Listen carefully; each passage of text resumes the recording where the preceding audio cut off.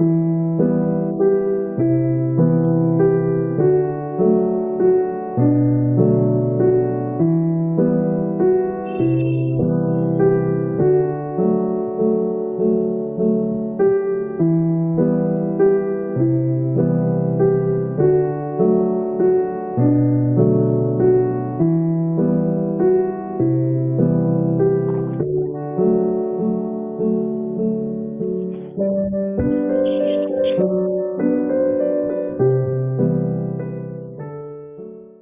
very warm welcome to everyone. This Sunday morning, we have with us a very reputed medico-legal expert, Dr. Tushar Roy with us. This webinar series has been arranged by IMA South Delhi Branch by the President, Dr. Chanchal and Honorary Secretary, Dr. G.S. Grewal. So we welcome you all to this webinar series. And please do join us next week, also same time on Sunday for the next in the series. So now I invite Dr. Chanchal to please address the gathering and start the program. Good morning everybody. Welcome again to this webinar series. जब भी कभी किसी doctor पे attack होता है तो सबको भी बहुत दुख होता है. We are in such a noble fraternity कि हमें लगता है कि हम बहुत अच्छे से सेवा करते हैं, अपने काम में लगे रहते हैं दिन रात करके. And medical science is not a perfect science. कई बार अनटूवर्ड्स इंसिडेंट्स हो जाते हैं. कई मरीज जो हैं वो अल्टीमेटली हॉस्पिटल ही आके उनका डेथ भी हो सकती है अगर वो क्रिटिकल स्टेज पे हैं. पर आजकल टॉलरेंस इतना कम हो गया है कि बड़ा शेमफुल लगता है कि they start attacking the treating doctor. And इसका बड़ा दुख होता है. तो इस चीज़ को प्रिवेंट करने के लिए this I think least tolerated thing we should have. So उसको कैसे हम ये first of all doctor Tushar Roy हमारे साथ हैं जो आज आपको बताएंगे कि इस तरह हम किस तरह मैनेज करें कि इस तरह के इंसिडेंट्स नहीं हो हमारे सराउंडिंग में, हमारे हॉस्पिटल्स में, हमारी क्लिनिक्स में. और अगर इन केस हो जाए तो what steps we can take, how law is going to protect us, how police is going to protect us. Because हम कई बार देखते हैं कि डॉक्टर अकेला पड़ जाता है. इवन पुलिस भी पेशेंट के साथ क्योंकि सिंपैथी होती है, पेशेंट सफरिंग है तो वो विक्टिमाइज हो जाता है. और डॉक्टर जो कि उस समय विक्टिम है उसको सपोर्ट नहीं मिलता. तो आज इस चीज़ को हम समझेंगे कि किस तरह से हम इस चीज़ को हैंडल करें. और सपोर्ट की बहुत ज़रूरत होती है डॉक्टर्स के आपस की. तो इसमें ये मैं आउटसेट पे कहना चाहूँगी कि हम आसपास के डॉक्टर्स का बहुत बड़ा सपोर्ट होना चाहिए. We should have some supporting system, some alarm system where all of us can reach and help such doctor. With these words, I would like to introduce our esteemed guest, Dr. Tushar Roy, who is a renowned cardiologist in National Heart Institute, who did his MBBS from Calcutta. He's very well educated. I think he has so many degrees to his hand. Then he did his MD from Maulana Azad. Then he did his DM for PGI Chandigarh. Then he went to do his MRCP for UK Edinburgh. And उससे भी शायद I think with so much of education and he wanted to do more. And recently he did LLB also. He studied law. And rightly so to help us from Meerut University. We heard him last time. He had told us very, very relevant point, and I have shared the Facebook link to many and who appreciated. I think please come and join and ask your friends to join today also to listen to Dr. Tushar Roy. I welcome you, Dr. Roy, to this talk. Thank you, Dr. Paul, and good morning, friends. So violence against doctors and what is to be done. So violence actually on the rise.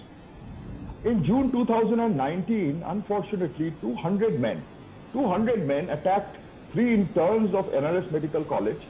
That is my old medical college for which I did MBBS. They attacked these 3 interns because a patient had died. And they attacked them with sticks and they attacked them with stones and even in the presence of police. And all 3 of the interns had to be hospitalized in the ICU. One, Dr. Mukhopadhyay, had even to be undergo surgery because of a frontal bone fracture. Next slide please. So on a similar vein, a 73-year-old doctor was killed in Jorhat, in the Assam Tea Gardens in Jorhat, about 300 kilometers from Guwahati, because when the patient was brought to the clinic or the hospital, apparently the doctor was not present. Although he was 73 years old, the mob actually killed him. Similarly, a 55-year-old doctor was again killed in Tamil Nadu in 2012. Next slide, please. So on this, the IMA brought out a paper in 2015 in which they went into the aspects of violence. Violence does not only mean physical violence. Violence can mean intimidation, threats, threat posturing, obstruction of what you're doing, or even asking irrelevant or illegal requests. So the IMA in 2015 said that almost 75% of all doctors, every single doctor, 75% had sometime in their life faced some kind of abuse. This may be verbal or this may be physical. And 50% of the times it's in the CCU, and mainly by the attendance of the patients. Next slide, please. So type of assault could be against not only the doctors, but it could be the nurses, it could be the paramedical staff, the guards, the technician, the ambulance driver. All of them can be involved in this kind of violence. Physically is not so much; it's about 20%. Verbal is much more, and also intimidation like prolonged staring or even touching or outraging the modesty of women. Next slide, please. So the types of violence could be vandalism, where they damage or destroy property, harassment of the doctors, obstructing of the doctors in doing their work, interference in the treatment, telling them the doctors what to do and what not to do, and of course making illegal requests like falsifying records regarding past history, or asking for thumbnail impressions of a dying patient. Next slide, please. So what about the protection of the doctors?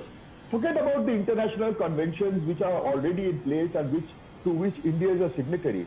Let me tell you that 19 states in India have laws that protect doctors against such violence. In fact, there is one prevalent in Delhi also, and this is called the Protection of Medical Service Personnel and Medical Service Institution Act, wherein they have a provision, next slide please, wherein they have a provision that the person can be sent to jail for 3 years and also pay a fine. So the only thing is that the hospital authority do not actually invoke the FIR on this, but the law actually exists in Delhi, where if you place an FIR, the person can be prosecuted and even sent to jail for a maximum period of 3 years. And I'll talk a little bit about this as to that this is cognizable and non-bailable, and I'll tell you what this means. So this is not a problem isolated in Delhi or isolated in India, but it's all over the world actually. In fact, in the United States, 25% of the nurses have said that at some time or the other in the lifetime, there has been violence against them, physical or verbal. In Australia, they have a maximum term of 14 years in jail. In Israel and China, verbal abuse is, as is commonly seen, is almost more than 50%. Physical varies from about 4% to about 10%. So this is a global phenomena. It is not a local phenomena. Next slide, please. And the reason is social angst. That is, society is now in a state of anxiety, a state of anger, and they need venting points. And the medical profession, unfortunately, is a very soft target, is a very soft venting point because, we are not politically strong. We do a lot of medical conferences, but we do not do conferences like this where we understand our rights, where we can use those rights to protect ourselves. Whereas if you try something like this against the lawyers group and see what actually happens, they are very strong, they know their rights, they are very much united, they come and support everybody. Also, one of the reasons in society is the changed value system. I remember my father, and both my parents were teachers, but my father was a professor. And I remember him walking into the room of one of his students, a big shot entrepreneur, big shot businessman, and he immediately stood up and offered his chair to my father. I can still remember that. But now that value system where teachers and doctors were respected is kind of falling. There is still some respect for teachers and doctors, but now we value more of power. So we value the value of money, and we follow the value of power, that is the politicians. This is the changing value system. This is the society in which we live. And this is one of the reasons why violence is so prevalent. Next slide, please. There is also a trust deficit. That means now for the patients do not trust their doctors as much as they used to do in the past. There is also consumerism, that is rising cost, rising expectation because I'm spending so much money. Why should I not get a perfect product? So a rising expectation, and believing that there is a pill for every ill. They feel that every treatment should, every disease should have a treatment at whatever stage, even in the critical stage, the patient should get well. This kind of expectation drives unexpected results which their patients like to have. Also, the ignorance of the complexity and the outcomes, the complexity that we deal with in medical practice. Just imagine that we have so many divisions and subdivisions. What Dr. Chanchal is practicing, I cannot even understand. What a dermatologist will be doing, I even cannot understand.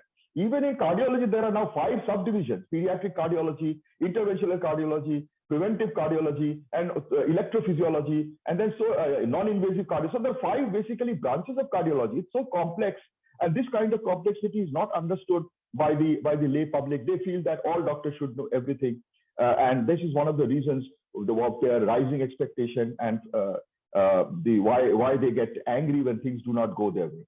Next slide, please. So many patients are often quite casual. They feel everything is quite all right. They feel that their health is their birthright, and they really don't have to do anything about it. They will spend money on maintaining the car, but they will not spend on maintaining their own body and their health. And they expect that health is given. They're very casual about the disease, and often they come to the doctor when it is quite late or quite serious. And then they want prompt cure in the shortest possible time, in the minimal possible price. And this is again not a great expectation. This is not a true expectation. Also, they sometimes resort to this kind of behavior, verbal abuse or violent behavior, because they want to avoid paying the bill which has been presented to them, or they want a discount. Next slide, please. The reason is also the media, because the media, they're not really interested in presenting the true picture. They want TRP ratings. They want their channels to be viewed more and more. And this is the thing that makes them get more and more views. They generally show what is the bad, ignoring showing what is the good. For example, I will give an example. There are 11 lakh registered allopathic doctors in India. About 8.5 lakhs are active. This is by a way of statement given by the Ministry of State in the Parliament a few years ago. Let us say approximately they see 10 patients a day. So that would be 85 lakh patients are seen in every day. And so even if we have what is called a 6 sigma, that is one of the best error rates ever in the industry. That is a 6 sigma rate. That is a 0.0050 zeros followed by 1% serious error. Even then, 85% serious errors are occurring every day. And if we reduce the number of serious errors, then of course the number of errors is increasing more. But if you only highlight the errors and don't see that this error is in 85 lakh patients that have been seen. So unless you use a denominator and only you go by the numerator, then you will be presenting a wrong picture. And that is what the media do. They pick up one isolated incident, which is wrong, which should not have been done, which is a mistake, but not highlighting all the good stuff that is being done by the doctors. Next slide, please. The reason is also the judiciary. The attitude of the judges and the courts and the magistrates vary from state to state. We have had some attitude from the Supreme Court. One of the worst attitudes we had was from Chief Justice of Bombay High Court in 2017, Chief Justice Manjula Chellur. The doctors there the junior doctors there had gone on strike after, I think, violence was there against one of the colleagues, and they had stopped working, and even stopped working, I think, in the emergency. And Dr. Manjula said that, are you factory workers? It's shameful that you've stopped working. If you don't want to work, why don't you resign? So this is the kind of attitude that was shown by the Chief Justice of Bombay High Court, and similar attitude was sometimes shown by the Lucknow bench and the Madras court. And we all know that the process is the punishment in law. For example, we are working morning to night from 9 o'clock in the morning to 9 o'clock at night, 6 days a week, and we are not used to running to the courts, running to the forum, going to the lawyer. So just the process, even if at the end there is justice has been done and nothing actually is proved, but this process of going through all these things actually cause a lot of harassment, and the process is the punishment for our doctors. Next slide, please. But not all the judiciary is the same. For example, my own sister-in-law, who is Justice Geeta Mittal, who was the acting Chief Justice of Delhi High Court in 2017, brought a suo motu notice against the government when All India Institute, if you remember, in 2019, they said that now all junior doctors must have self-defense course in All India Institute of Medical Sciences. So All India Institute of Medical Sciences actually started a self-defense course for junior doctors, and that is where Justice Geeta Mittal took notice and ad hoc and suo motu issued a notice against the government saying what is going on and please let me know the state of affairs. Similarly, in the LNJP case in 2019, 4 persons were given a 6-month jail term. Similarly, judges in Palghat, in Datia, and Bangalore, they all gave varying terms of about 1 year to various people against whom FIR was lodged because they had done violence against doctors. Next slide, please. The government, the reason is also the government.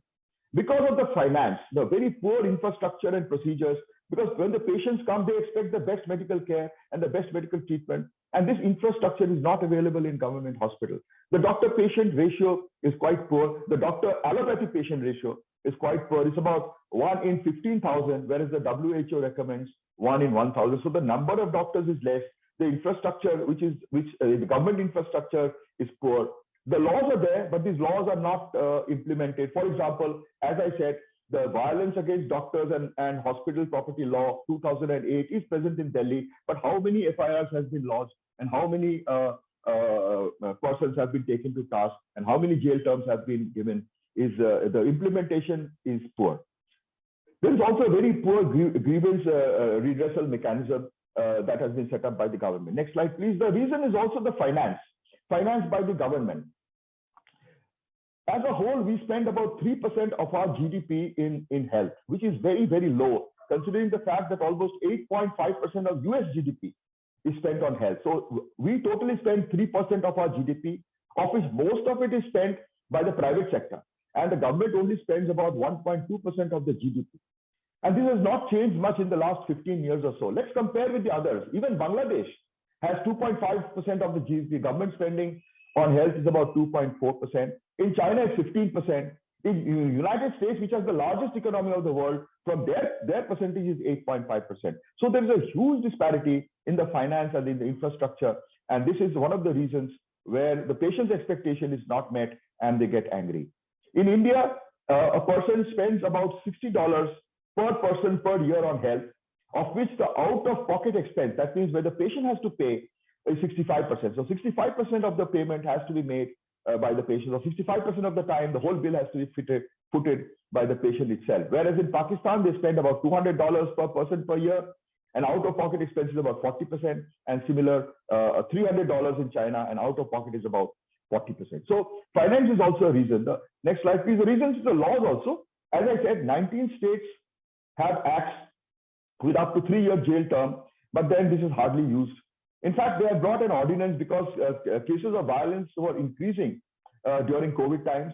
So they brought an ordinance, the government of India brought an ordinance amending the Epidemic Diseases Act 1897, in which they said now the jail term could be anything up to 7 years if you have violence against the doctors. And the fine is not only 50,000, but can go up to 5 lakhs of rupees. But as you know, the ordinance is a very short-lasting instrument. It lasts for only 6 months, and this ordinance is no more in place.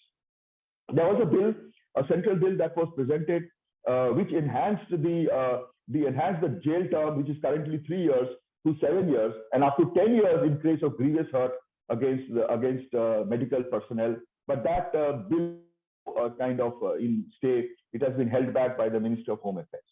So in that bill, it was proposed that up to 10 years jail term be given to people who have been proven to have caused grievous hurt against medical personnel, and up to 10 lakh in fines, and of course 2 times the compensation for the current market value of the property that has been damaged. By the way, this two times the compensation value is also present in the currently active acts. Next slide, please. So the reason is also the police. As Dr. Chanchal Pal rightly said, there is a slow response. They often take the side of the patients because they also do not understand the complexity that is involved. They're often in nexus with the local politicians, and of course, there is corruption. Next slide, please. The reason is not only the others, but the reason is ourselves also. We doctors are also responsible.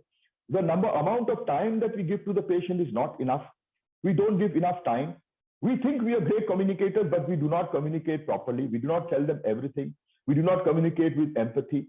And of course, our attitude of some of the doctors are, not proper. There are certain black sheep in the family.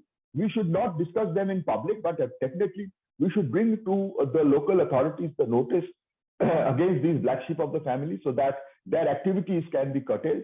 Of course, doctors should stop criticizing other doctors in front of patients and in front of the media.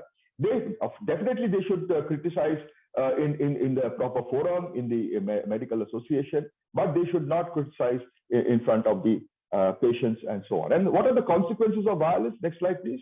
So what happens if there is violence or there is continuous violence or there is a perception that there is violence against doctors?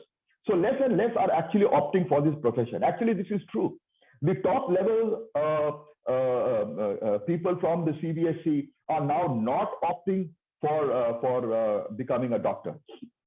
They are going in for other professions, preferably the law. And also, even if they're going to become doctors, they're choosing non-clinical streams because of this. One of the reasons may be because of the violence against them. There is a fear and anxiety amongst doctors, and there is a refusal now to take serious patients.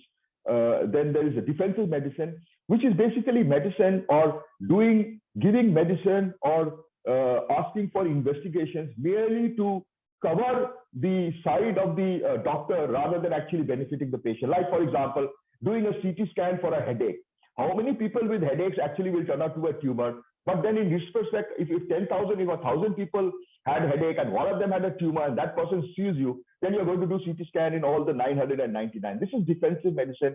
This is basically to protect the doctor rather than to help the patient in any way. So, but the more and more violence will be there against doctors, there will be more and more practice of defensive medicine. So repeating investigations, doing investigations, for example, doing a CT scan in a patient of headache. So these kind of defensive practices are going to increase more and more. And this is all leading to patient burnout, which we will talk in a subsequent session. Next slide, please.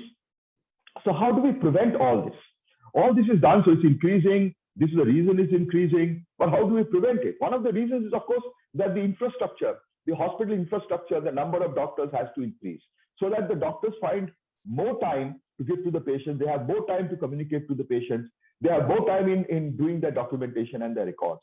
So the finance has to increase. The law is in place, but the law has to be strictly implemented.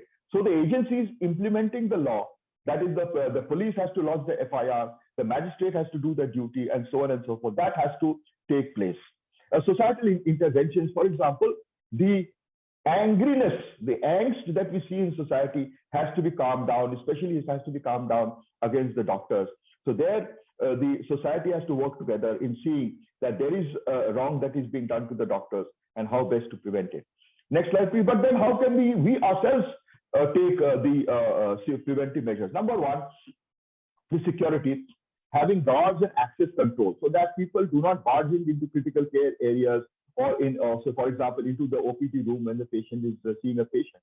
We must have guards, and preferably they should be ex-army personnel, because these people, they are not easily phased. They have been in hard areas. They are not easily intimidated. So guards, especially with an ex-army background. CCTV coverage areas. So critical areas must be under CCTV control, making sure that the CCTV is not pointed towards the patient. So critical areas can be under CCTV coverage. CCTV can be, recorded.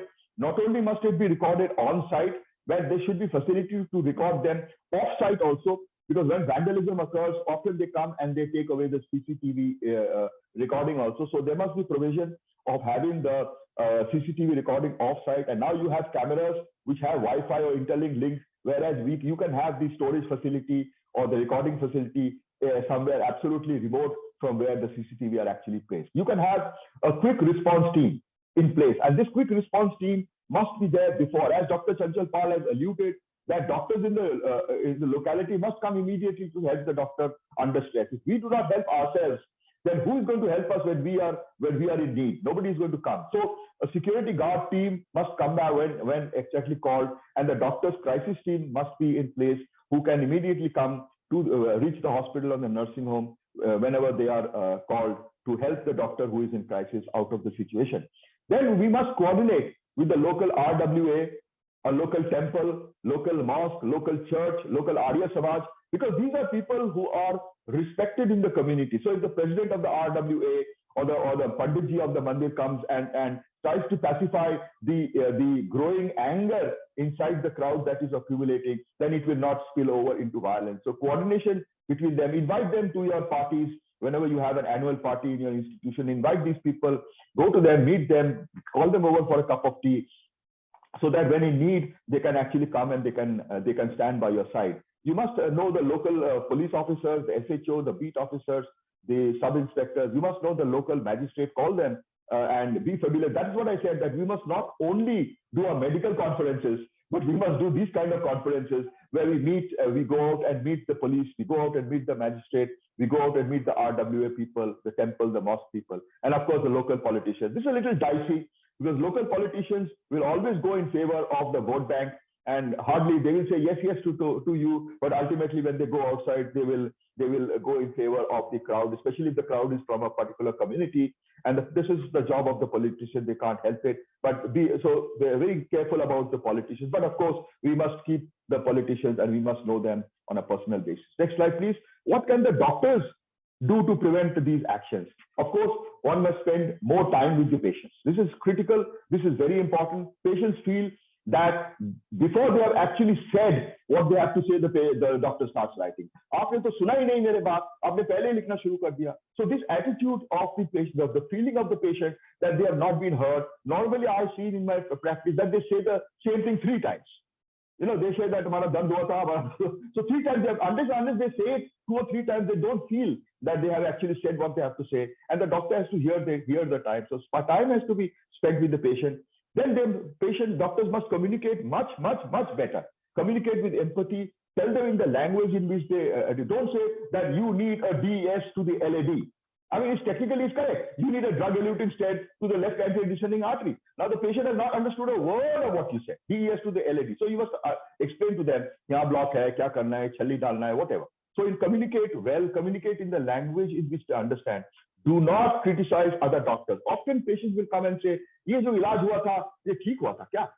Now that is a very critical question. You must not get into that. You must say, your attitude should be, "I don't care about the past.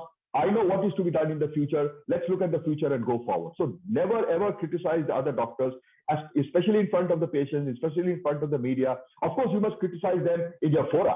You must criticize them. You must, discuss these things threadbare, but not in front of the patients, not in front of the media. Of course, there is provision for private defense, and we'll not go into that.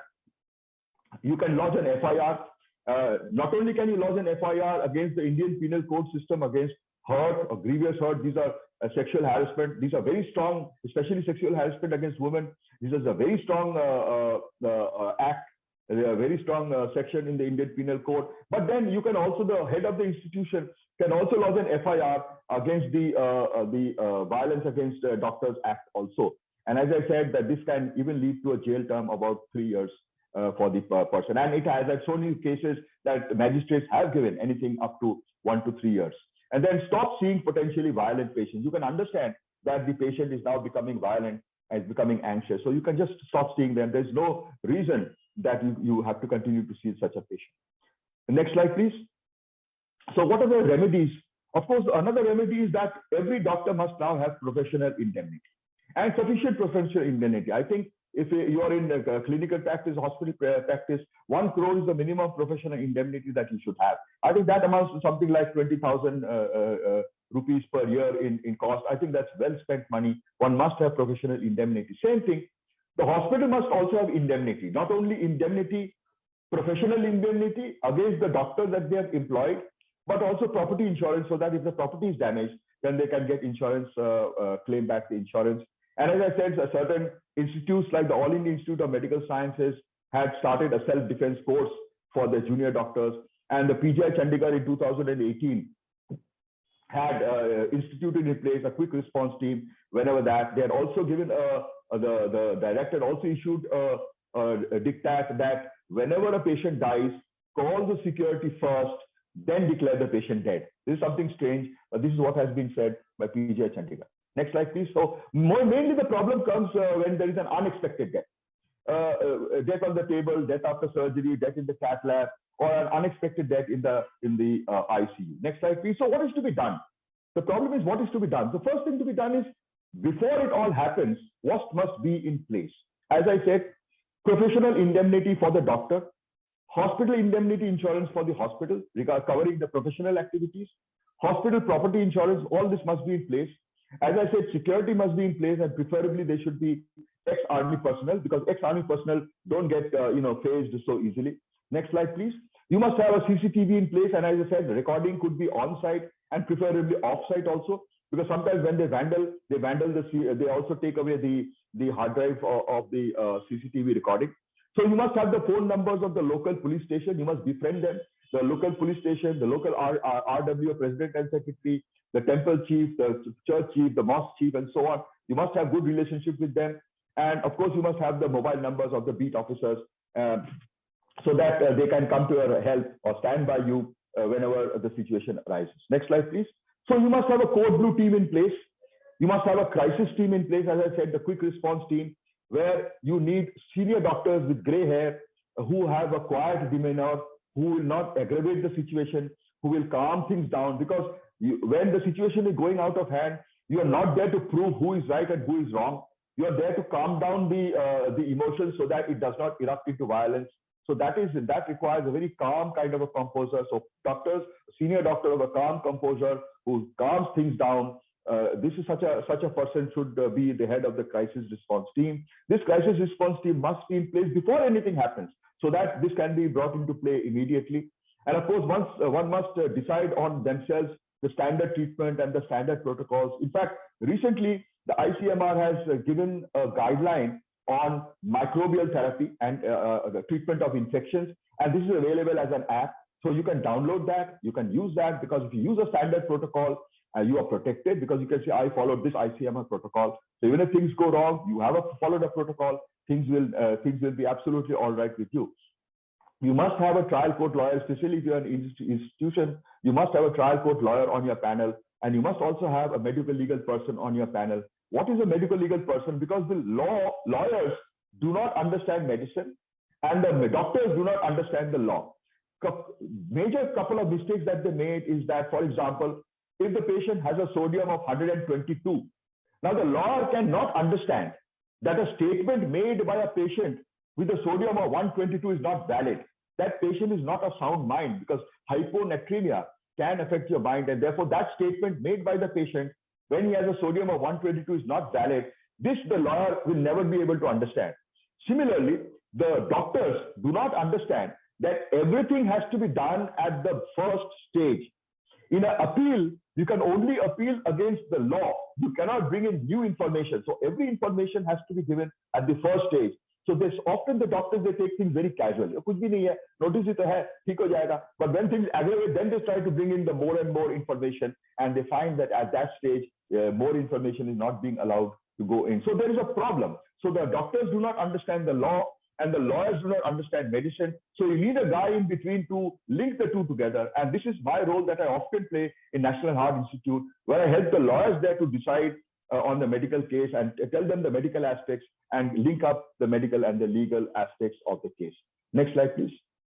So again, before it happens, you must have your emergency trolley and the drugs and the equipment in place. One of the major problems that we have is that when we need the oxygen is not there. When we try to use a drug, we find that it has expired. This is a very common finding. Please tell, because nobody is checking them regularly, and this often happens. And if the patient at that time comes to know that this is an expired medicine or that the oxygen is not coming, then you can understand what the ruckus and chaos is going to create. So expiry dates have to be checked at regular intervals, and a log has to be maintained. I know National Heart Institute does that. They check it regularly, and they tick mark that this is the date that it has been checked. This is the date it has been checked. So oxygen must be present, monitor must be working, defibrillator must be working, ventilator if required all this must be in place. Next slide, please. So informed consent must be taken from the patient, and we can have a full talk on what is informed consent. It's a full separate talk, cannot be handled in this talk. And preferably it has to be witnessed by the next of kin. So you need a witness, the doctor has to sign, and then generally get a witness. It should not be anyone from the hospital. It could be anyone next of kin, or even somebody attendant of another patient is also fine. And then now, to prevent any errors, we are now using checklists. I know this was a book written by Atul Gawande called the Checkbook Manifesto, in which he said that the airlines had diminished their problem to very, very minuscule amount by having checklists. And so I know in National Heart Institute, they have started using these checklists. So we have, okay, patient going in for surgery, so blah, blah, informed consent taken, blood arranged. So they have this checklist, and they go through the checklist, check. Okay, everything gone. Okay, now the patient can go. So having this checklist in place, and in the era of computers, one can start making the checklist and one can keep on updating it. And this can be easily, okay, blood dena hai, okay, this is the checklist you have to finish. Name of the patient, check. This is the patient, check. Blood group, check. Okay, check. So once you have that, okay, now give the blood to the patient, right? So that is how we can prevent things from happening and things getting out of hand. Next slide, please. So what to do while things are happening? You must inform the relatives. You must not keep them in the dark. And number two, do not panic. Do whatever is the needful. CPR, follow the protocols. The leader has to be either an anesthetist or a cardiologist in the CPR process. Do whatever you have to do. The treating doctor must arrive on time. Inform, if you feel that the things are going out of place, inform the quick response team, that is the security guards and so on. Inform the crisis response team, that is the doctors, the senior doctors, etc. And never give prescriptions in an emergency to the patient. This creates a very, very, very bad attitude. For example, you are resuscitating the patient and you said, "Ab ye medicine le aayi, abhi zarurat hai." So that should never be done in this situation. So medicine should be in stock. All the emergencies must be in stock to prevent things from going out of hand. Next slide. One of the things that we have to consider is transferring a patient, especially transferring a serious patient. This is a double-edged sword. So one thing is that you should never transfer a patient when the patient is unstable, and a collective decision has to be taken after stabilization. So once the patient is stable, collective decision has to be taken. Collective not only from the side of the doctors, so all the doctors that are involved, the treating physician, maybe the surgeon, and so on, has to take a collective decision, and the collective decision has to be taken by the patients also. So often we find that on the patient side, there is one or two who are actually involved in the decision making. You may find that the son comes and he takes a long explanation from you, and then we say, ye blood ke liye sign karo, kehta mera biwi aake abhi sign. So the biwi is actually the wife is actually the decision making person, and not the son. And therefore, next time when you discuss, make sure that the wife is also involved in the decision making process. So find out from the relatives who is the decision making person amongst them, and then talk to them and involve them in the collective decision. Tell them the pros and cons of the transfer, why you are transferring, what benefits will they get on transferring, how you plan to transfer. So all this has to be discussed. And of course, a transfer summary has to be written. And the patient, if it is really serious, has to be accompanied in the ambulance to the hospital. So that is how we transfer the serious patient. Do not transfer too early and too late. Very easy to say, but what is too early, what is too late is very difficult sometimes. So again, collective decision of the doctors, involving the decision-making relatives also into the process is a very, very important process. Again, communication is the key, because the receiving hospital always says, will make an adverse comment against, because they want to protect themselves. So when they take a serious patient who could die on their hands, they always make an adverse comment. Oh, ye thoda jaldi nahi bhej sakta, or something like that they may say, which puts the other hospital into a bad light. So it's a two-edged sword. So you can, if you transfer, there is a problem. If you don't transfer, then also there is a problem. Next slide, please. So to transfer, basically where to transfer, of course, to the nearest hospital, wherever the relatives want, and preferably to a government hospital, because there are Supreme Court decisions where government hospitals cannot refuse to take the patients, right? So you must have a transfer consent. That means the patient relative is agreeing to the consent. Why you are transferring the patient must be very clear. What is the reason you are transferring the patients? What are the risks involved in transferring the patient?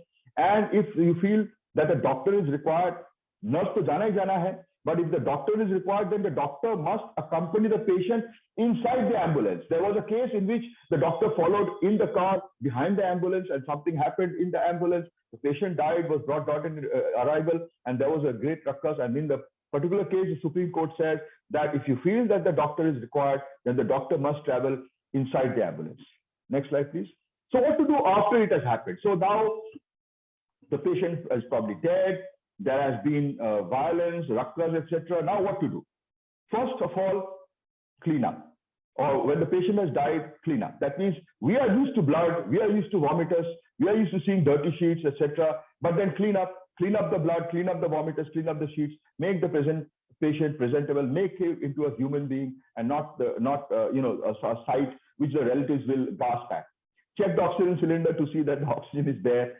Talk to the staff members. This is very important, because the relatives are not only going to ask the doctor, they are going to ask several doctors, they are going to ask the nurse, they are going to ask the ward boy, they are going to ask every single person what happened. So everybody must say the same thing. So you must discuss with your staff what happened, why did it happen, what did we do about it, and what is the final cause of death. So these kind of things that will be asked over and over again must be discussed with your staff, your juniors, your nurses, your paramedical staff, so that everyone says the same thing. What happened? What did we do about it? And why the patient died. Next slide, please. So do not do the following things. Do not shift the patient to the ICU and ventilate a dead patient just to declare him dead there. Do not falsify any records. Again, do not make the records too perfect. I know of a case where the consultant used to write, just one line, and in a case where problem occurred, I see him writing one page. So that is a too perfect a record. So too perfect record also hits the eye of the magistrate or whoever will be looking at the records, because they know that doctors make errors, there is shortfalls. So have a good record, but do not make a perfect record. Perfect records actually go against you. Also, there should not be any contradictory notes between the consultants and the nurse. What do I mean by that? Often I've been called to see a case file. I don't look at the consultant's notes, because I know the consultant is smart. The consultant can write here and there. So a consultant can see, I saw the patient at 3 o'clock. We go immediately to the nurse's notes. And the nurses say that the doctor came at 3:30. So that note of the doctor and the note of the nurse is in discordance. The doctor says he saw at 3 o'clock. The nurse says the doctor said at 3:30. So this discordance must not be there. And therefore the need to talk to the nurses, therefore the need to talk to the paramedical staff. What happened to the patient? What did we do to the patient? And why the patient finally died? So talk first, and there must not be any contradictory notes between the consultants. That means the cardiologist is writing something, the anesthetist is writing something, this must not happen. The nurse writing something else, this must not happen. The notes must be in concordance, and this will only happen if you talk amongst yourself first. Next slide, please. So communicate. So communicate as a team. Of course, the consultant in charge must communicate. In fact, the job of the current day consultant, in my opinion, is to plan the strategy of the treatment and to communicate and to see that the records are maintained properly. That's all. The actual doing of the job is left to the junior staff. So the consultant in charge should lead. The others should be silent and nodding, especially now when the crisis team has come. The senior person in the crisis team must not communicate. It must be the consultant in charge who should communicate, but the senior person must be there to give the support. Yes, ha, theek hai, ye theek hai, right? And rarely intervene if there's a really serious error that is going on. That declaration must always be by the consultant in charge and never by the junior person and never by the nurse. It must be by the consultant in charge who must declare the death of the person. Be polite, but be assertive, stand your ground. Next slide, please. So communication, be prepared for hostile reaction. This is obvious, this is natural. Hostile reaction is expected. And be prepared to answer. This is very important. Be prepared to answer again and again and again. One person will come, ask the question. Second person will come, ask the question. Third will come, ask the question. The first person will come back again and ask the question. So you have to answer again and again and again. There's no way out of this conundrum. You have to do it. And never say, I am sorry. We in India, we are not hearing to this word. When we say, I am sorry, it is interpreted that maine galti kiya hai. So don't say, I am sorry. Do not use the word sorry. Say the best that was possible, that was done, things like that. Never lose your patience. Never get angry in this situation. Your angry will fuel anger in them. So answer again and again. There's nothing you can do. You have to answer again and again. And do not, for God's sake, blame one another. The cardiologist must not blame the anesthetist. The anesthetist must not blame the cardiologist and so on. Do not blame another. This is not a blame game. This is not where we are, gaining brownie points. Next slide, please. So what about the death certificate? Now the patient has died. Now death certificate. Now you can understand that the death certificate actually contains two things. Number one, that the patient died and that the patient died at such a time and death. That is established, that you can give. The patient died and the patient died at this date and this time, right? The second thing is the cause of the death. Now the cause of the death, if you're not sure about it, do not write the cause of the death, right? So this is very important. So issue death certificate if you're certain about the cause of the death and hand over the body to the relatives. Under no circumstances can you hold back the body of the patient. Under no circumstances, bill paid, bill not paid, violence occurred, violence did not occur. You cannot hold back the patient body of the patient. Holding back the body of the patient is illegal. If you are not certain about the death or the cause of the death of the person, you do not have to consult the relatives. You do not have to consult the medical superintendent. You simply have to inform the police. It is the job of the police. They will come, they will take the body, they will decide whether postmortem is required or not. Even the police does not require the permission of the relatives. The relatives are nowhere into the picture. So all you have to do is inform the police. I'm not sure of the cause of death. Just give me a number or your diary number. So they will give a diary number. They will come. They will take the body. They will decide whether postmortem is done or not. Actually, they're supposed to consult the metropolitan magistrate and decide whether postmortem has to be done or not. So to do a postmortem, not to do a postmortem is not your decision. It is the decision of the police. You have to just inform the police that you are not sure about the cause of the death. Next slide, please. So regarding postmortem, very important. You do not take the decision whether postmortem has to be done or not. If you feel that you are not sure about the cause of the death, you must inform the police. It is the police decision whether postmortem has to be done or not. Do not take this decision even if the relatives give it in writing. The relative says that we do not want postmortem, etc., etc. This is meaningless. This has got no legal standing. It is invalid. It can be changed at any time in the future. Not only can it be changed anytime in the future, one relative can bring a case against you saying that you had colluded with the other relative because of the property matter in saying that postmortem is not required. So you see, so it is not your decision whether postmortem has to be done. It is the decision of the police. So even if the police says, no, postmortem nahi karana, you do not have to agree. Even if the politician says, no, mat karana, you do not have to agree. If you feel that the cause, because in the court of law, when you are asked, you say, were you satisfied with the cause of the death? And if you say, no, I was not satisfied, then they say, why did you not hand over the body to the police? Because the decision to do the postmortem is a police decision. It is not your decision. So all you have to do is just tell the police that I am not sure about the cause of the death. Please take the body, give me a number. And the relatives have no say in the matter. Next slide, please. So what about arrest of the patient? This is very important.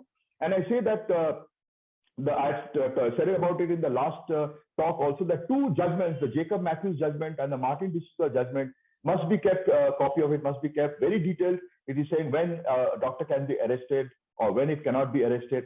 So basically, in short, a doctor can only be arrested after there is an expert medical opinion saying that there is a prima facie evidence of negligence. That means they cannot simply arrest a doctor simply because somebody lodges an FIR. If they do so, the police are wrong. And that is why you must have these two cases with you so that you can show the police that this is a Supreme Court judgment on the matter. So the police has to send the matter to the expert medical opinion, and the expert medical opinion, if they say that there could be a negligence, only then arrest can be made of the doctor, and that also has to be done in a dignified manner. Next slide, please. So there are many provisions in the Indian Penal Code regarding this, and I'll just go through the most important one of them. One is 304A. That is death due to negligence. That means something wrong has happened. There has been negligence and death has been caused because of that. So the conduct was there. That means the action of the doctor was there, but there was no intention. The intention was not there to kill the person. So this is death by negligence. What is 304? 304 is homicide not amounting to murder. That means this is just short of murder. So where conduct was there, again, intention was not there. You did not intend to kill the patient, but the conduct was of a gross nature. So this is a gross negligence was there. So then 304 is applied, which is a much more serious kind of an allegation. And 302 is actually murder, where there was conduct and there was intention to kill the patient. Of course, this should never be applied to the doctor. The doctor never has an intention to kill the patient. So the first two can be applied. So if there is gross negligence, it could be 304. And if it is death because of simple negligence, then it is 304A. So these are the things that usually in the criminal cases are usually brought against doctors. Next slide, please. So 304A, which is the commonest, 99% of the cases, criminal cases brought against the doctors are 304A cases, Indian Penal Code 1816. It is cognizable. What is the meaning of the word cognizable? Cognizable means that the police do not require an arrest warrant to arrest somebody. So if an offense is cognizable, the police simply on the registration of FIR can arrest the person. They do not need an arrest warrant issued by the magistrate. Non-cognizable means that they have to get an arrest warrant issued by the magistrate. So bailable means that the police can arrest you, they can take you to the police station, they can do all the formalities, and then they have to release you. They have to release you. They have no other choice but to release you. They might give you some bail condition that you pay $1,000, etc., whatever, but they have to release you. Non-bailable means that they can keep you in the jail, in the hospital, in the police station jail for up to a period of 24 hours. Because the law says that within 24 hours, you must be produced in front of a magistrate who will then decide whether to give you bail or not to give you bail. So these are the two words that are there. Cognizable, police can arrest without warrant. Non-bailable, that means police can keep you in the jail for 24 hours. And as I said, the provision in the Violence Against Doctors Act 2008, which is there since October 2008 in Delhi, it is cognizable and non-bailable. See, if the head of the institute lodges an FIR, the police has to arrest the person, and they do not need an arrest warrant against the person named in the FIR, and it is non-bailable. That means the police can keep them in jail for up to 24 hours before they present them to a magistrate who will then decide whether to release them or not release them. Similarly, anticipatory bail is there, and then compoundable and non-compoundable.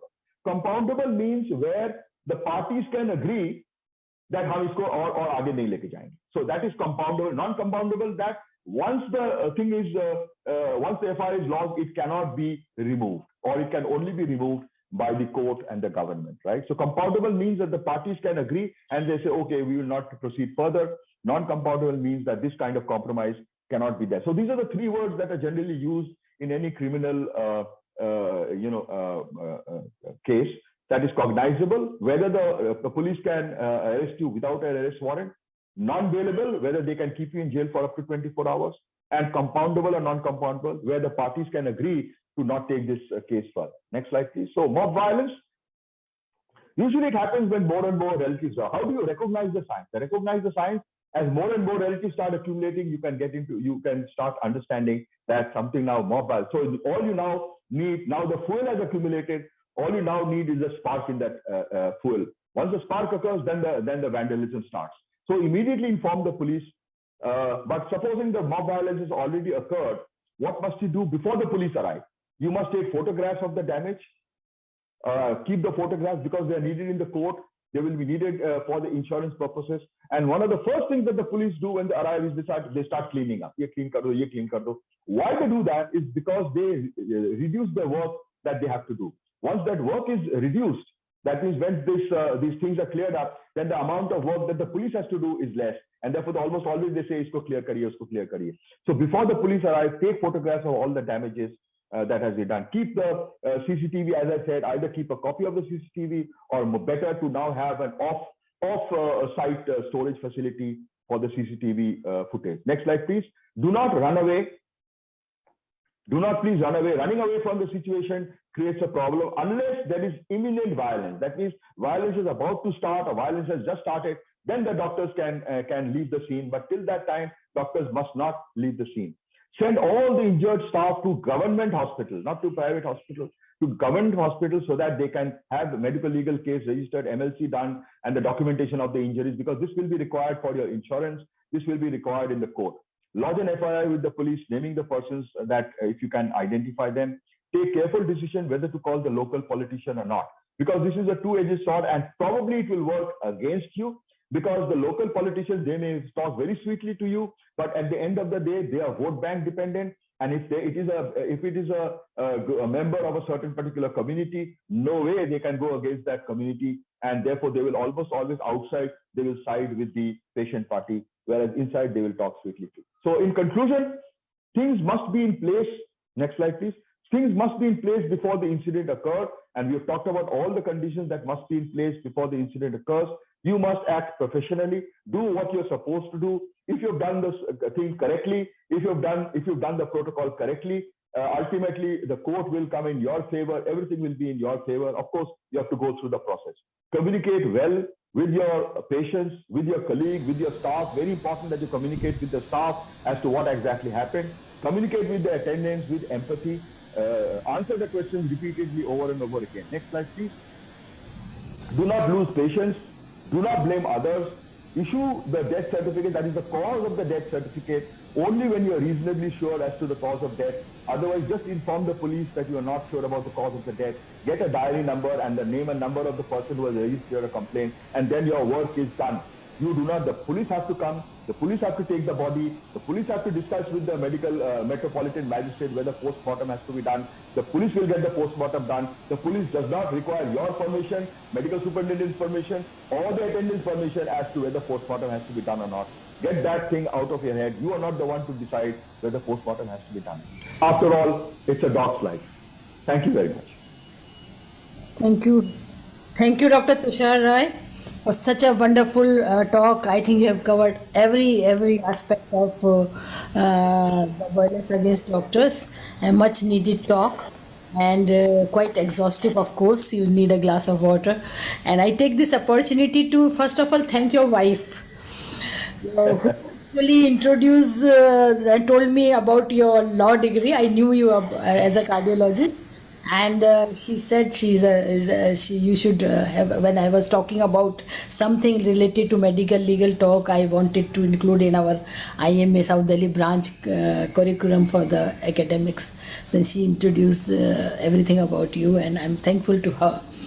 Having said that, yes, you are right. On two fronts, I like to tell my IMA South Delhi colleagues about the doctor support. We in Kalkaji, we did make a Kalkaji support group.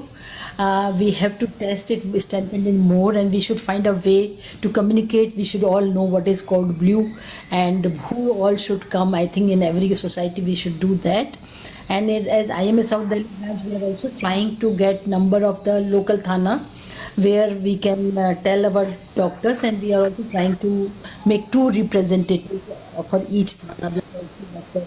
Mrs. Isha Pandey about that, so that she can be involved in that, and she will give us the number, and we will actually make sure.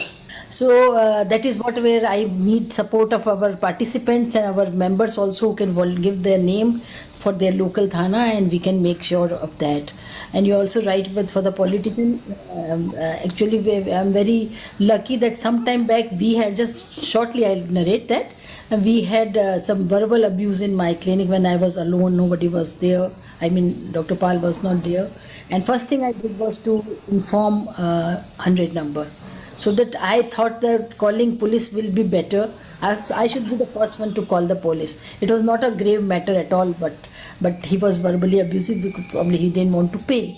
And to my luck, actually the entire Kalkaji study circle, when I just mentioned once, and they actually made a group and came with me to local police thana, seeing our strength, they called the patient and our relative to the thana. And fortunately our local councillor also called thana that Dr. Pal will come, and we cannot expect this from patient. That was in early days of violence. So I think this sort of action should take place in everything, where the doctors should be together, show the strength. Another thing I want to say about the hospital, I have seen when the resident doctors are getting beaten or abused, most of the staff is disappearing. I think it is happening in our home, in our hospital, but everybody goes away. I think we are in larger strength, so there should be some crisis management there. There should be some bouncers, and stop that at least at that time before the police come. With these few words, I think I'll open this for question answered. Dr. Mantri already had one question. Dr. Bhagwan Mantri is a chest physician at Mulchan Hospital, and he is asking, can we refuse to see patient after admission as the relatives are not behaving, if the relatives are not behaving properly or shouting in the hospital for non-medical issues? Dr. Tushar. Yes. You see, this is a problematic thing. We have to balance between what is called abandoning the patient. You cannot abandon the patient. You see, once you have admitted the patient in the hospital, you can transfer the patient to somebody else's care. You can also transfer the patient to another hospital. But one fine day, you cannot come and say, you can write a note against them in the clinical notes. You can inform the medical superintendent. You can inform the police. But you cannot stop seeing the patient, because who then will see the patient? So you cannot stop seeing the patient. You can transfer the patient under somebody else's care. You can transfer the patient to another hospital. You can write derogatory notes into the file. You can complain to the medical superintendent. You can complain to the police. but you cannot stop seeing the patient and not hand over the patient to somebody else. Thank you. I think that is right approach, but at the same time, non-medical issues, I think it's most of the time the administration has to look into that, and we should transfer to that. And it happens that the patient thinks that we are responsible for everything, including their food and their water in the room, and that should be very clear, including the finances. That we are not responsible. We should make it very clear at the beginning कि मेरा काम सिर्फ इलाज करना है, बाकी चीज़ों की responsibility ये हैं. They are managers, they are black coat people who will look into that. That should be made very clear. At the same time, I have also seen that when it comes to saving themselves, management many times put you in the trouble.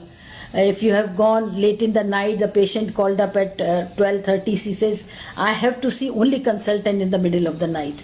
And the emergency, you're communicating with emergency doctor, but sometimes is that, and then at the end of the day, you are called to the ethical committee for that only reason. If you're reached by, say, late in the night, 2:30 or so, after organizing later and everything. So that is also to be, I think we should talk to the management, that the management issues has to look into that. There should be bouncers in the emergency and ICU.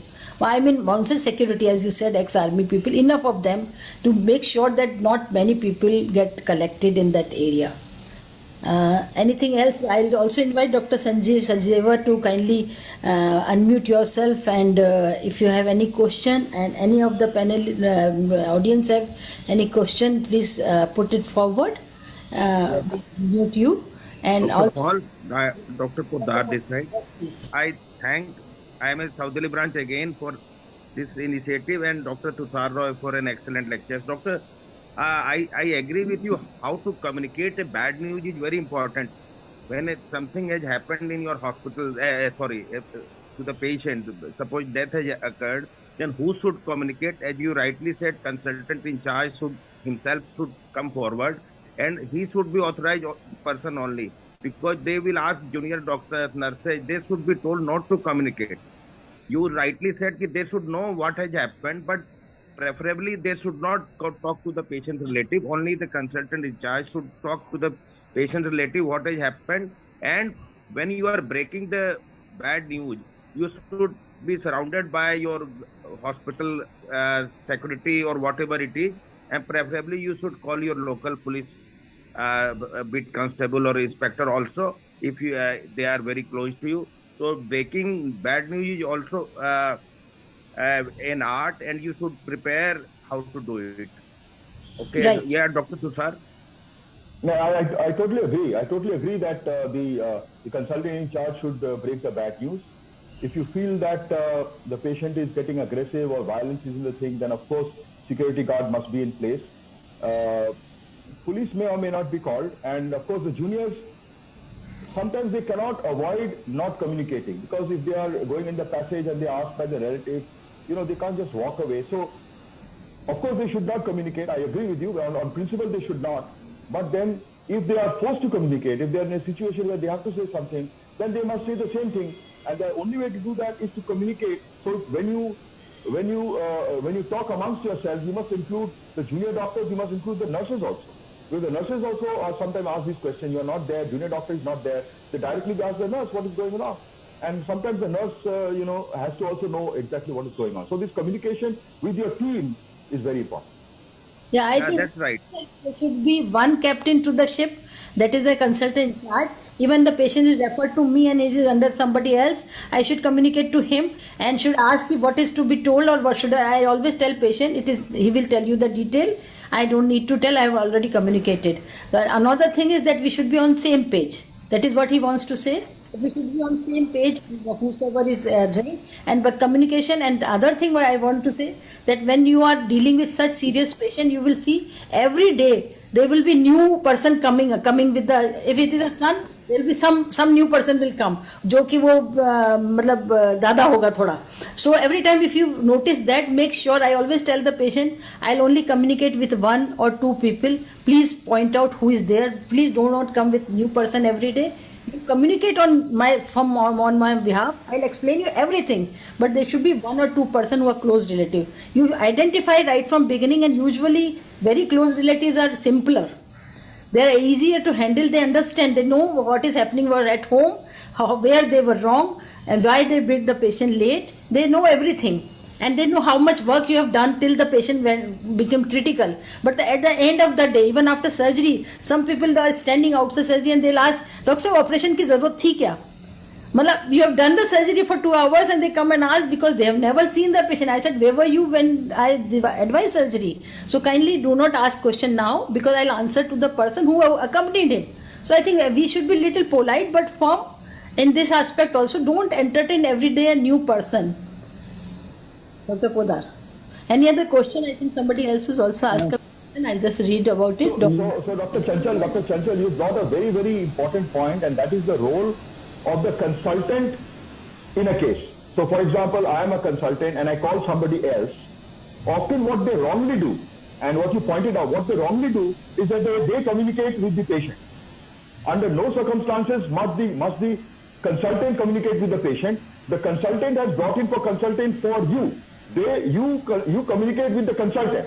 And as you correctly said, I 100% agree with what you say, is that the consultant you asked, you should say that, "Mere ko jo bolna tha, I have written, I have consulted her, please talk to your primary physician and he will answer all your queries." This is the correct approach, because often, without knowing the full story, when the consultant communicates with the patient, this again may start a problem. Yeah.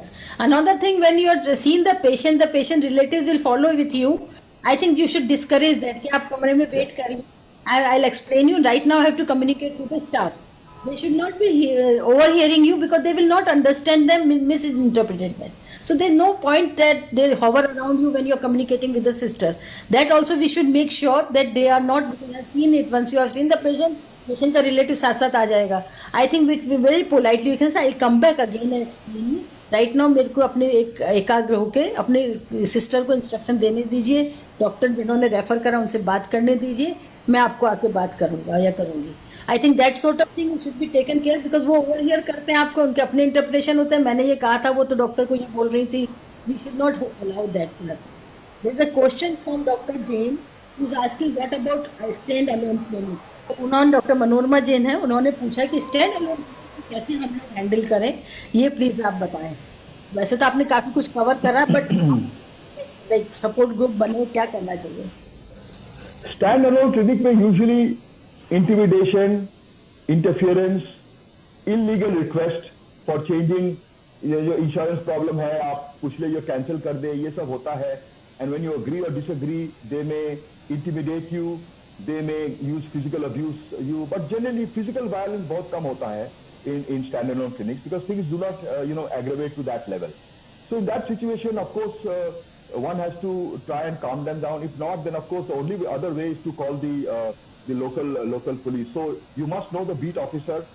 You must have his telephone number with you, and if you call, generally they are very helpful. I have seen my beat officer is very helpful. So he will come in a very, because he's in somewhere posted locally in the market, he's posted, so he can come in a very short time. And the appearance of the police officer standing by your side does a lot to help you out. So that's the only way I think that you can, because you're there alone, there's no other doctor there with you, you have probably one nurse and one assistant with you, so you are absolutely vulnerable, absolutely alone. What else can you do? So we should know the number of the beat officer in our area. Yeah, and you must be on familiar terms with the SHO. Yeah, that we are, because most of the time they take our help. So, but at the same time, for their family, one more thing I want to know: when can we have, before Doctor, I hand over to Dr. Sachdeva, can we have one session with police officers? Whatever points you raised about the IPS, they cannot arrest us. They are not aware. So can we have one session where the police also can be involved in the webinar, so that they also understand and they should be careful about their approach? So we can organize something like that. Dr. Sachdeva, please, you wanted to say something. It's a question for Dr. Tushar.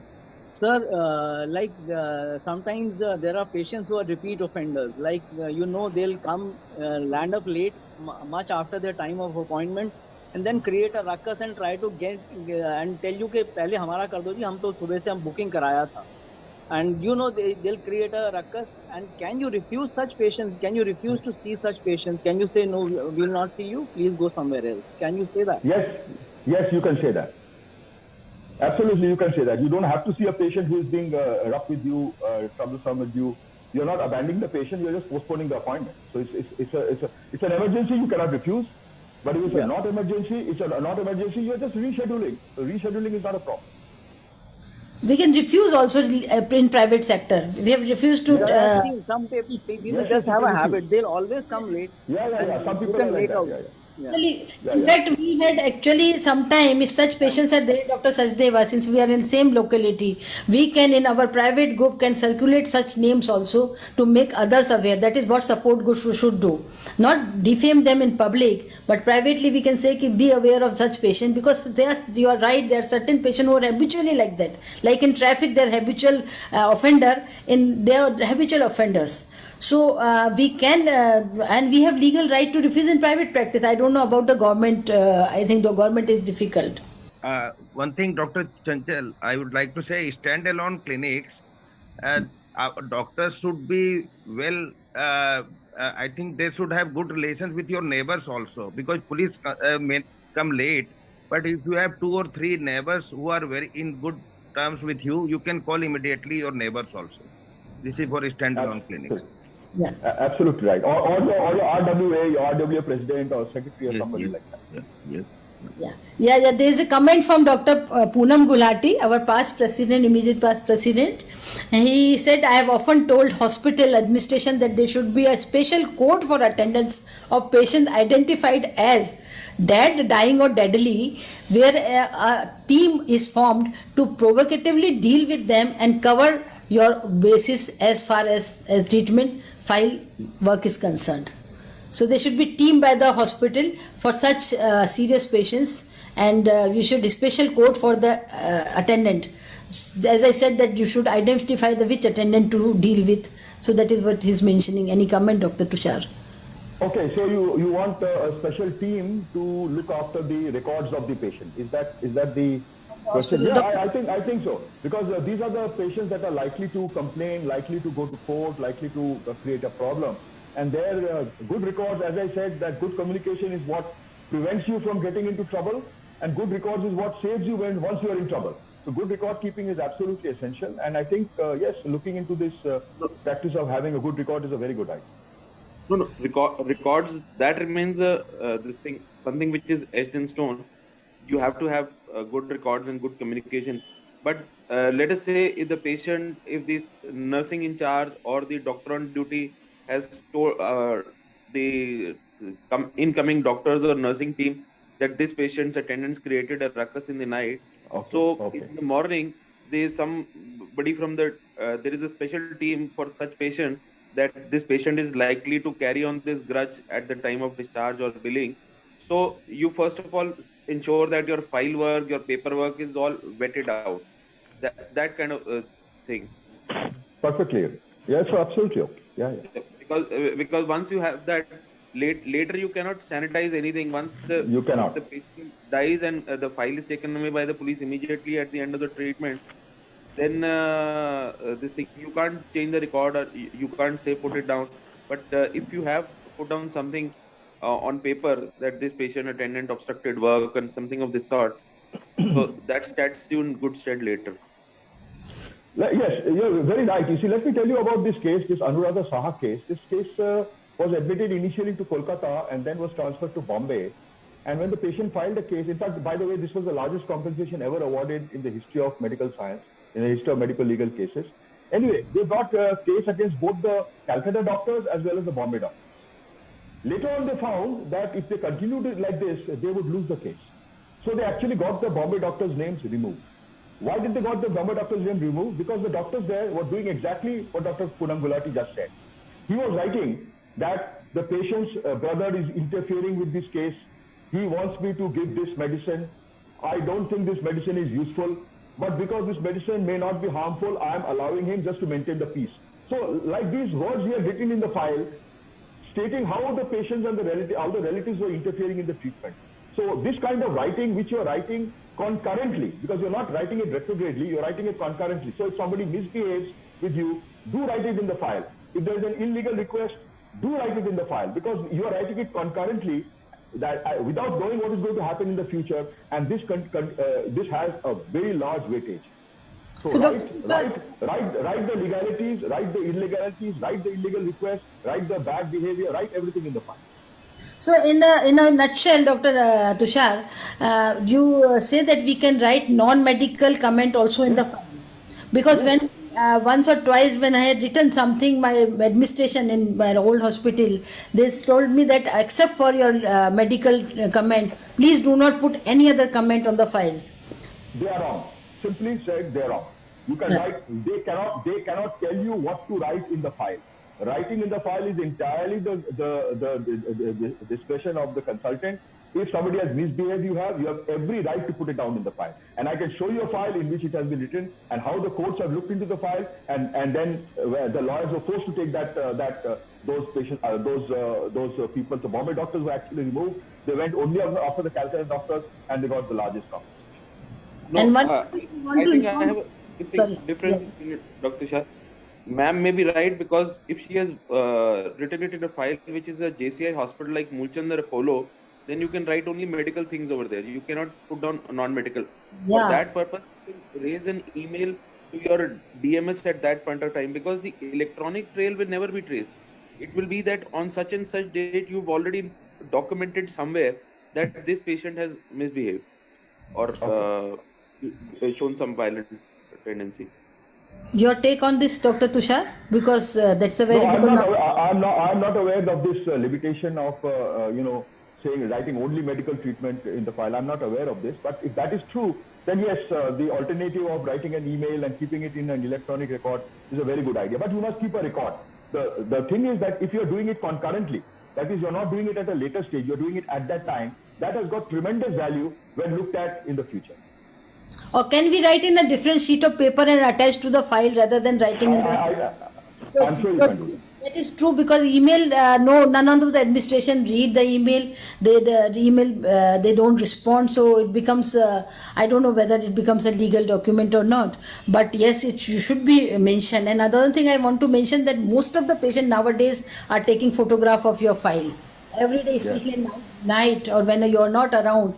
I've seen other consultants' file being clicked. So we should be very careful to write retrospectively. Ma'am, Yes, please. Yeah, yes, please, Dr. Punna. the photographs are only valid if they are requested from the official record of the medical record department of the hospital. The other photographs are not admissible per se. Okay, is it that they cannot use the document against you in the court of law? Even recordings, unless the patient tells you that he is recording, till that time it is not this thing. Which is why you'll see outside all the ICUs, you have these things in the briefing room. You are under CCTV surveillance, which means that the hospital has told you if they are doing a video recording of the briefing in the ICU of patients.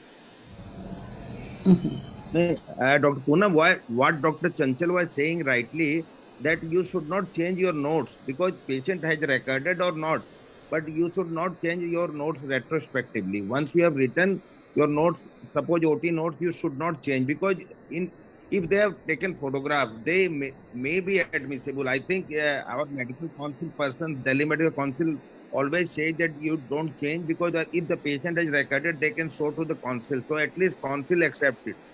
Sir, the file, till the point it is submitted to the medical records, this thing, you can update it. You may not cross out entries, or you may not grossly delete or change them, but you can add to your notes. If you remember, there was some arterial tear which was repaired, which was some vessel tear or some colon injury was there which was repaired at the moment, at that point of time.